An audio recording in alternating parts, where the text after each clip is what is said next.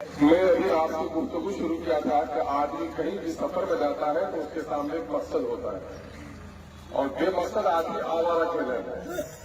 उसे पूछे जा रहा हूँ अपने काम से मेरे कुछ नहीं की हुई तो वो आवारा कर देते। मैं आपसे पूछता हूँ वोट क्यों देते हैं? तो मकसद तो होगा। और हम से 90% लोगों को मालूम नहीं कि वोट क्यों देते। हम वोट देते हैं इसलिए सरकार बनानी है। हम वोट इसलिए देते हैं सरकार खराब हमको गिरा देनी है, इसी वजह से वोट देते हैं। तो मेरे भाई, आपके अंदर इतनी ताकत है कि आपका वोट किसी सरकार को गिरा सकता है, आपका वोट किसी सरकार को तख्त पर बना सकता है। तो कभी गौर किया कि जिस इशारे से आप शेर को, जिस बुलेट से, बंदूक से आप शेर को मार सकते हैं और बिल्ली आपको रोके तो उस पर वो बंदूक नहीं चला सकते। इसके माने ये है कि आपको पता नहीं है कि वोट क्यों देते हैं। मेरे भाई, यकीन है लोकतंत्र में जनता के वोट से ही राजा चुना जाता है ना। बादशाह में, राजतंत्र में और लोकतंत्र में फर्क क्या है? राजतंत्र में होता है राजा का बेटा ही राजा होगा, राजा का बेटा ही राजा होगा। और लोकतंत्र में क्या होता है? रानी के कोष से पैदा होने वाला राजा नहीं बनेगा, जनता जिसको वोट देगी वही राजा बनेगा। पहले एक लफ्ज लोग बोलते थे, आज भी कुछ लोग बोलते हैं जैसा राजा तैसन पड़ जा। आप लोग भी बोलते हैं ना, सब लोग बोलते हैं ना। कभी गौर किए कि ये जुमला सही है? ये जुमला सही नहीं है। चूंकि जैसन राजा तैसन पड़ जा उस वक्त होता था जब राजा के घर में ही राजा जन्म लेता था। उसमें आपका कोई नहीं चलता था। राजा का बेटा काला हुआ, गोरा हुआ, लंबा हुआ, नाटा हुआ, बेवकूफ हुआ, राजा का बेटा राजा बन गया, आप मानना पड़ेगा।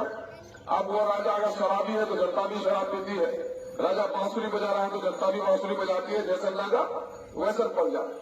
अब रानी के कोख से राजा जन्म नहीं लेता, मलका की आगोश से शहजादा बादशाह नहीं बनता। अब क्या है? जनता वोट देती है तो राजा बनता है, इसलिए कौल बदल देना पड़ेगा। जैसन प्रजा वैसन राजा। इसके माने जो राजा पर बैठा है तो जिसको हम चाहे उसी को बैठाया है। तो आप ये बात बताइए कि जो राजा इसको बैठा है दिल्ली पर, क्या वो राजा बेहतर है? जैसे ये पढ़ने में जो कुछ हो रहा है क्या बेहतर है? आपने जिसको एमपी चुना है क्या वो आपकी आवाज बन सका है? तो आपने जो वोट दिया क्या आपका वोट का हक अदा हो रहा है? फिर आप वोट जिस नेता को देते उसका क्या काम है? उसका 3 काम है मोटे तौर पर। ये देश कैसे चलता है? कानून से चलता है। किससे चलता है? कानून से। पार्लियामेंट में क्या होता है? देशव्यापी संविधान का विधान कहां बनता है? पार्लियामेंट में। राज्य स्तरीय विधान कहां बनता है, कानून कहां बनता है? वो असेंबली में। जो असेंबली में कानून बन जाता है उसी को दरोगा भी मानता है, उसी को एसपी भी मानता है, उसको डीएम भी मानता है, उसको आपका बीडीओ सीओ लेकर के पंचायत सचिव तक मानता है। तो कानून कहां बनता है? असेंबली में। और कानून कहां बनता है? पार्लियामेंट में।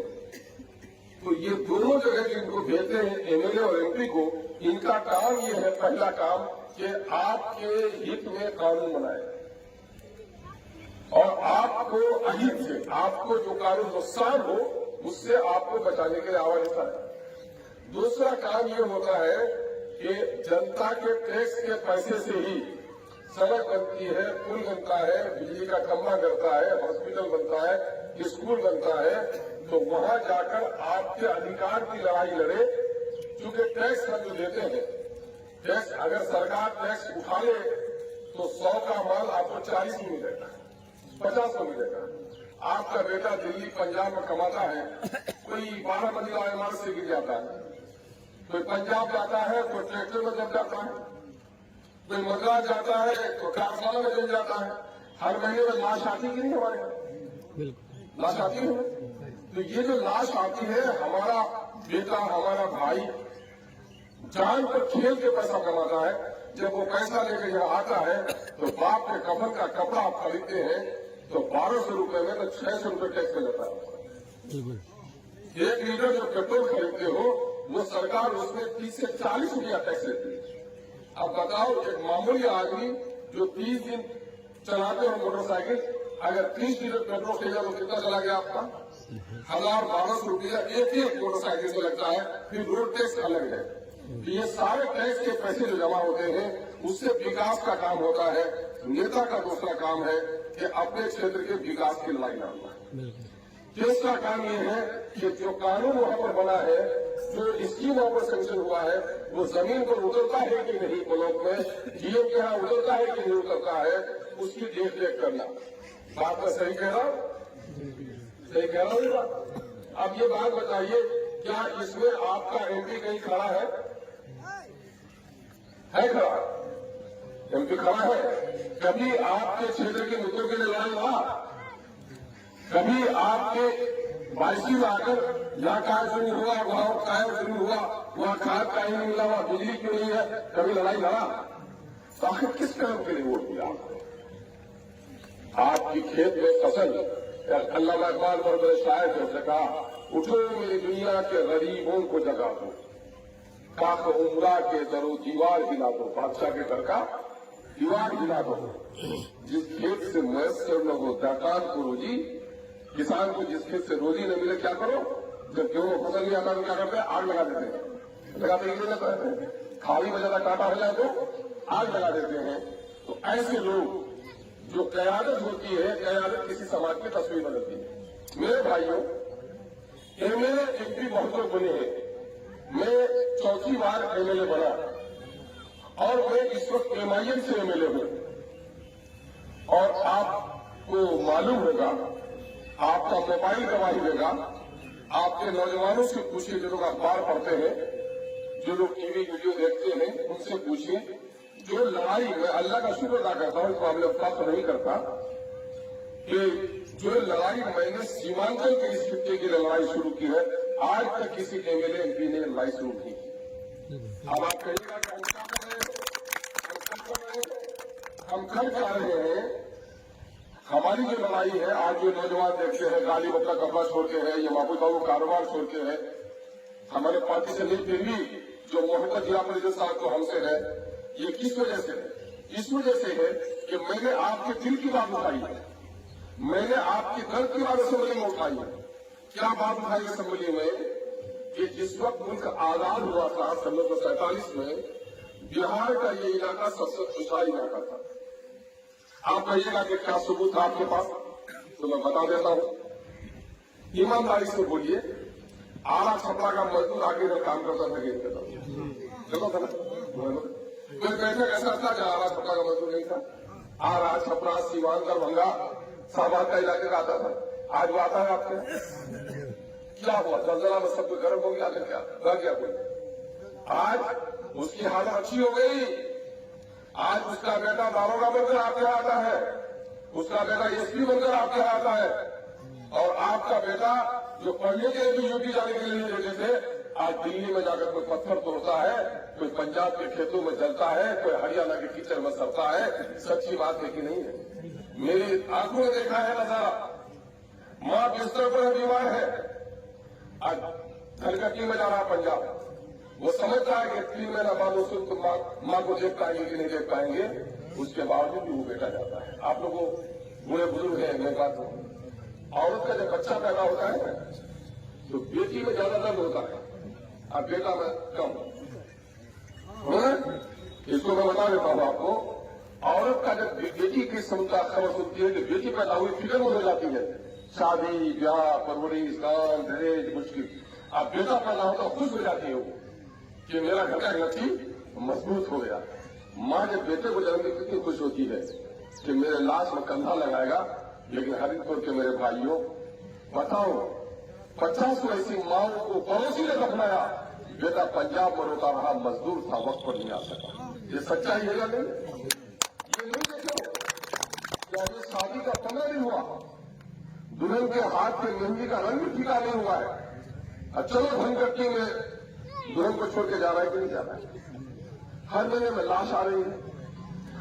और फिर क्या है, पहले पेट में दर्द होता हुआ डॉक्टर दवा देता, 2-3 दवा देता था, टीबी हो सकता है, गैस हो सकता है, कैंसर हो सकता है। लेकिन आजकल क्या, यहाँ का डॉक्टर भाई दो दवा नहीं देता है, एम्स में जाइएगा तो 5,000 टका का आपको जांच करवाएगा और 15 रुपया का दवाई देगा, है ना। अभी मेरा रिश्तेदार बच्ची है यहाँ पूर्णिया में, इलाज करा करके वो 12-15 दवाइयां एक साथ खाने के लिए दिया और यहाँ पर 50,000 टका कर दिया और पटना ये लेके गया दिल्ली। एम्स में सिर्फ एक टेबलेट पर बच्ची अच्छी हुई, एक टेबलेट, दिन भर में एक टेबलेट खाना है, 15 दिन में बच्ची अच्छी हुई। तो आजकल क्या होता है, बीमारी पकड़ी जाती है ठीक उस तरह से आपके यहाँ की भी कि कौन इलाका कितना गरीब है, कौन कितना अमीर है, आजकल सरकार उसको बैंक से गिनवाती है, सर्वे करवाती है और उसमें आया ये है कि पूरे बिहार में सबसे गरीब अगर कहीं का लोग है वो सीमांचल का लोग है। पूरे बिहार में प्रति व्यक्ति आय होती है, पढ़ने में 1.5 लाख रुपया सालाना अमीर गरीब सब मिला करके एवरेज में आमदनी है। आपके यहाँ 18 से 20 लाख है ना। आपके पूर्णिया जिला की आबादी 33 लाख, उतनी आबादी हाजीपुर वैशाली की, जिसमें 94 में हाई स्कूल था, सिर्फ आपका 56 हाई स्कूल था। अब गंगा नदी बड़ी है कि महानंदा बड़ी है? गंगा बड़ी है, 50 महानंदा पड़ जाए। गंगा में 5-5 किलोमीटर पर 3-3 किलोमीटर में पुल बन रहा है पटना में, और आपके महानंदा में, डोक में, कनकई में, परमान में 40-40 किलोमीटर पुल नहीं है। देखते कि नहीं देखते हैं? एक पुल आपका यहाँ पर, एक पुल पलसा में, इसके बीच में कोई पुल नहीं। अगर इसके बीच में पुल बन जाने, अगर उस पार का आदमी जाना चाहिएगा, अभी जनता जाना चाहिएगा तो आपको किधर जाना पड़ेगा? बाइक होकर घूमते जाना पड़ेगा। आप सीधे जाने तो 4 किलोमीटर है ना, ऐसे जाइएगा तो 15 किलोमीटर 17 किलोमीटर पड़ेगा।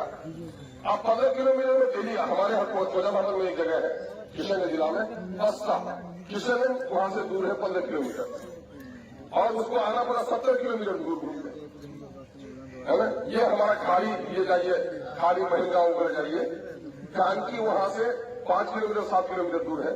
आप मकई बेचने के लिए जाता है तो चाहे तो रौता होते हुए, दलकोला होते हुए, वो किशन होते हुए 50 किलोमीटर पर जाता है। तो इससे हमारा ट्रैक्टर का भाड़ा ज्यादा लगा, खाद डालिएगा तो 100 रुपया बोरा भाड़ा ज्यादा लगा, मकई बेचेगा तो 100 रुपया कुंटल आपका कम दाम मिला। हर दो तरफ से मार है आपको। आप शहरों में जाइए, कुत्ता बीमार हो गया किसी का तो वह हॉस्पिटल है, और हमारी माए और बहनें यहाँ पर मरती है, हॉस्पिटल नहीं है। कभी और क्या कि हमारे साथ ऐसा क्यों? इलेक्शन के जमाने में हम हिंदू और मुसलमानों में मर जाते हैं, इलेक्शन के जमाने में नदी का इस पार उस पार मर जाते हैं। मुझे पता है ये देश में 85% हिंदू है। अगर हिंदू का ही हिंदू भला कर लेता, इस इलाके का हिंदू भाई का हाल अच्छी हो जाती है। लेकिन बताइए कि मुसलमानों से भी बदतर है कि नहीं मुसलमान भाइयों की हालत, हाजी भाइयों की हालत, बिल्कुल, है ना। ये क्या होता है, ये गेहूं के साथ भूमि किसा जाता है। तो मेरे भाई, सीमांचल में हिंदू मुस्लिम सब लोगों को कहता हूं, सीमांचल एक कश्ती की तरह है। इस इलाके में जो हिंदू है, मुसलमान है, घरेली है, देवबंदी है, गुलिया है, शेखड़ा है, सबकी हालत खराब है। दिल्ली और पटने में बैठे हुए बेईमानों ने कभी इस इलाके को अच्छी नजर से नहीं देखा। और आपका क्या हुआ, आपका नेता जाकर वहां चापलूसी क्या सरकार की, आपकी हक की लड़ाई नहीं लड़ा। आप अगर वोट देना चाहिएगा, कोई टिकट नहीं दे तो जीत के जाएगा कि नहीं आदमी? वोट किसके पास है? जनता के पास है। और 5 टिकट मांगने अगर गले में जनता वोट नहीं दे तो किसी के बाप की मजा नहीं जिताने की, नहीं जिताने की है। तो मेरे भाई, आपको अपने वोट का इस्तेमाल सोच समझकर करना पड़ेगा। नेता आप बनाते हैं, आपका वोट बनाता है। नेता दिल्ली और पटना में बैठी हुई बेईमान पार्टियां नहीं बनाती हैं। आपके हमारी कमजोरी का फायदा उठाता है। ये सीमांचल का लोग बहुत बुद्धू है। किसी बेवकूफ के गले में भी पार्टी का टिकट मांगो तो पार्टी के नाम पर वोट देता है, नेता नहीं देखता है। तो वो सोचता है कि देश चला रहा आदमी को देंगे तो हिस्सा मांगेगा, तो बेवकूफ को टिकट देता है ताकि वहां का टिकट लाके जीत के आ जाए, मेरी सरकार बना दे और कभी मांगे भी नहीं। यही तरीका हो रहा है। और हम भी क्या कहते हैं, कौन पार्टी का टिकट? अरे सरकार बनेगी। मैं बात बताता हूं बड़े लोगों को, बुजुर्गों, पहले खानदान में क्या होता शादी में लोग, आजकल तो खैर लड़का देकर शादी करा देता है। तो ये बड़ा आदमी था, जरा गरीब हो गया था, तो बेटी की शादी हो रही थी तो कई रिश्ता आया कि भाई खानदान जरा कमजोर है, लड़का बड़ा अच्छा है, खूबसूरत है, खूबरू है, कमाई अच्छी है, लेकिन खानदान बहुत अच्छा नहीं है। तो बोला नहीं भाई, बेटी उम्र ढल जाएगी, हम नहीं करेंगे। तो वो क्यों समझ लिया कि ये खानदानी हड्डी वाला आदमी है। तो बोला कि तो सरकारी लेकर बारात आएगा, इस सब तो बाराती सब अच्छा नहीं आएगा। तो बोला कि बाबू साहब एक तो लड़का है, बहुत बड़े घर का लड़का है और हाथी बारात लेकर आएगा, बेटी को जेवर से नाप लेगा आपको, लेकिन लड़का भी बड़ा सा लकवा है, पोलियो वगैरह हो गया है और हाथी पर आएगा। तो बेटी का बाप बोला रे पोलियो हो जाए, कुछ बड़ा पूरा बेटा तो है, बेटी हम उसे शादी कराएंगे। तो वो तो समझा कि बेटी उम्र भर रोई कि मेरा बाप दरवाजे पर हाथी देखा, मेरा जीवन साथी नहीं देखा। तो हम लोगों का एक मामला यही है कि हम लोग कांग्रेस का राजद का हाथी देखते हैं और अपना समाजी साथी कौन होगा हम उसको नहीं देखते हैं। वो नहीं तो उन बेवकूफों अहमकों को जिन लोगों ने हमारी आवाज दिल्ली पट्टे में नहीं उठाया, ऐसे लोग वोट के हकदार नहीं है। देखो मेरे भाई, गाड़ी में सब लोग हिंदू भाई हो, गंगा स्नान करके अपना वो राम राम का माला जपे, और ड्राइवर अगर नशे में हो, मुसलमान अगर बावजूद बैठे और ड्राइवर नशे में हो, तो गाड़ी चकनाचूर होगी कि नहीं होगी। तो समाज उठता है, गाड़ी मंजिल पर पहुंचती है, ड्राइवर की हिम्मत से गाड़ी हादसे से दो चार होती है, ड्राइवर के नशे की वजह से, तो समाज भी उठता है। नेता अच्छा होगा तो समाज उठेगा, नेता खराब होगा तो समाज का बाबू बर्बाद होगा। मैं एक बात बताता हूं, आज इस मुल्क में हमारे जाति धार्मिक उन्मादे लोगों को खोलते हुए पानी में चेहरा नजर आता है, नहीं आता है। चेहरा हुआ पानी कीचड़ में होगा तो चेहरा नजर आएगा। अभी मोदी ने कहा 56 इंच का सीना मेरा, मैं लड़ लूंगा। अरे पाकिस्तान में आबादी कितनी है, जितना हिंदुस्तान मुसलमान है उससे कम पाकिस्तान मुसलमान है। वो तो पाकिस्तान अपनी कमजोरी को छुपाने के लिए, हिंदुस्तान अपनी कमजोरी को छुपाने के लिए कश्मीर में लड़ाई लड़ता है। वो नहीं तो चाइना को ताकत है, चाइना के दरमियान में सिकुड़ करके मोदी का सीना 56 इंच का सीना 36 इंच हो गया। चाइना ने जमीन कब्जा कर लिया, आसमान आकाश में बात नहीं कर सका। बोला करोड़ों नौजवानों को हम रोजगार देंगे, किसी को रोजगार नहीं दिया। अपने मैं अभी गया था पिछले दिनों में दौरे में, तरक्की अगर देखनी हो तो आप जाइए गुजरात में कल कारखाना लगाकर गुजरात के लोगों को आगे बढ़ा रहा है, और गांव माता कहने वाले हमारे हिंदू भाइयों को मंदिर का घंटी बजवाने के लिए लगा दिया है कि गरीब का बच्चा घंटी बजाते रहे और गुजरात अपना माला माल होते रहे। मेरे भाई, दिल पर हाथ रखकर सोचना होगा कि धर्म आया है तो कर्म के लिए आया है, धर्म उन्माद के लिए नहीं आया, धर्म लड़ने के लिए नहीं आया। और आज मोदी लड़ाकर रोटी सेक रहा है। आज मैं अपने मुस्लिम भाई को करना चाहता हूँ, मुस्लिम भाइयों गैर करो। हम ये चाहते हैं हर गांव में, खानदान में अगर खानदान ऊपर उठा तो खुशी होती कि नहीं। 90 से पहले देखो इस देश में हुकूमत किसकी थी, ब्राह्मणों की, बुनियालों की और राजपूतों की। हमारे पिछड़ी जाति के लोग हैं, उनकी सत्ता में कोई हिस्सेदारी नहीं थी। बड़े लोग के दरबार में छोटी जात के लोग अगर बैठ नहीं सकते थे, लालू जी आए तो छात्रों को इज्जत बढ़ी कि नहीं बढ़ी, ईमानदारी से बोलो। पासवान आया तो पासवान भाइयों की इज्जत बढ़ी कि नहीं बढ़ी। मांझी आया तो मांझी का हौसला बढ़ा कि नहीं बढ़ा। मायावती उठी तो जिनको लोग नीचे बैठाता था कुर्सी पर, मायावती अपने लोगों को बैठाया कि नहीं बैठाया। लेकिन लाल किला की फसील पर बैठने वाले मुसलमानों, जरा दिल पर हाथ रखकर सोचो। मैं बात पूछता हूं नौजवानों, ये हिंदू मुसलमान की बात नहीं है, यह मामला है कि सब जाति का लीडर होना चाहिए ताकि वो अपनी जाति के, अपने समुदाय की भलाई की बात करेगा। अभी जाति गंदा हुआ, जाति गंदा हुआ ना, जाति गंदा हुआ ना। आपको पता है आप लोगों को क्या हुआ? नहीं हुआ पता आपको।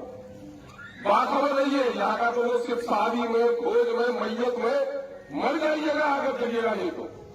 अभी जो हुआ आपका कम से कम एक एक आदमी का 300, 400, 500 रुपया खर्चा हुआ, आपके जेब से नहीं गया। जाति आधारित गणना के 500 करोड़ रुपया असेंबली में सेंक्शन कराया और 3 महीना तक डीएम से लेकर आपका गांव का मास्टर तक वो लिखा लग गया। उसकी तनख्वाह जोड़िएगा तो कम से कम 2500-3000 करोड़ का खर्चा हुआ है इसमें। अच्छा हुआ ये पहली बार 90 साल में हुआ, पहली बार 10 साल 11 साल में होता है तो जनगणना होता था। ये क्या हुआ है, ये जाति गणना हुआ है। किस जात की कितनी आबादी है वो खुलकर सामने आई है। अब बिहार की आबादी हुई 13 करोड़। कितनी? 13 करोड़ में सबसे बड़ी आबादी हुई हमारे शेड्यूल कास्ट के भाइयों की, जिसको हम लोग हारी मुसहर कहते हैं लोग। उन लोगों की आबादी कितनी हुई? 2,56,00,000, सबसे ज्यादा उनका। और उसके बाद दूसरी बिरादरी हुई मुसलमान की 18%, 2,31,00,000, 2,31,00,000। उसके बाद यादव भाई हुए 1,86,00,000। उसके बाद जो हमारे दूसरे भाई लोग हैं उसकी आबादी कहीं 8 लाख, कहीं 12 लाख, कहीं 35 लाख है। अब देखो क्या हुआ, लोकतंत्र कहते हैं जिसकी जितनी आबादी उसकी उतनी हिस्सेदारी। अगर 50 रुपया से कोई कारोबार शुरू किया, 25-25 रुपया कोई दिया तो दोनों आधा पाएगा ना। कोई 15 टका दिया, कोई 25 टका दिया तो 15 हिस्सा ये पाएगा, 25 हिस्सा वो पाएगा। तो इस मुल्क में जितनी आबादी टैक्स नौकरी में हिस्सा मिलना चाहिए हमको। हमारा दलित भाई जिसके लिए गांधी जी ने, जिसके लिए बाबा साहब भीमराव अम्बेडकर ने रिजर्व कर दिया सीट, उसके सीट को भी बेईमानों ने चुरा लिया। उनकी नौकरी में हिस्सेदारी होती है 4 लाख, उनको नौकरी मिली 1 लाख 2 लाख 91,000, 1,10,000 नौकरी उनकी खत्म कर दी। ब्राह्मण भाइयों की आबादी वो पढ़े, उनका नेता आपने आवाज उठाया। मैं मुबारकबाद देता हूँ अपने ब्राह्मण भाइयों को, साधुवाद देता हूँ। उसका नेता तमिल नहीं करता, उसका नेता अपनी बात उठाया। 47 लाख उनकी आबादी, नौकरी में हिस्सेदारी मिली 74,000, उसको नौकरी मिली 1,72,000। कम मिली ज्यादा जी, दुगना से ज्यादा। बुनिया भाइयों की आबादी 37 लाख, नौकरी में हिस्सेदारी 58,000, नौकरी उनको मिली 1,87,000। दोगुना मिली कितने गुना? 2 से ज्यादा। अब आओ 12 जाने वाला मियाँ लोगों अपना हाल देखो। तुम्हारी आबादी 2,31,00,000, नौकरी में हिस्सेदारी तुम्हारी होती है 3,68,000 और नौकरी मिली 1,63,000। ज्यादा की कम? आधा की आधा से कम। तो जिस कौम का लीडर नहीं होगा उस कौम का यही हाल होगा। देखो मैं बात पूछता हूं, किसी गांव में जाइए और 10 साल का बच्चा हो उसको पूछे, अरे बाबू ये गांव कौन सा है, गांव का नाम बता दे। बोलो या मुखिया जी का नाम क्या है, सबका बता दे। सरपंच का नाम उसका भी बता दे। जिला परिषद साहब का नाम सबका बता दे।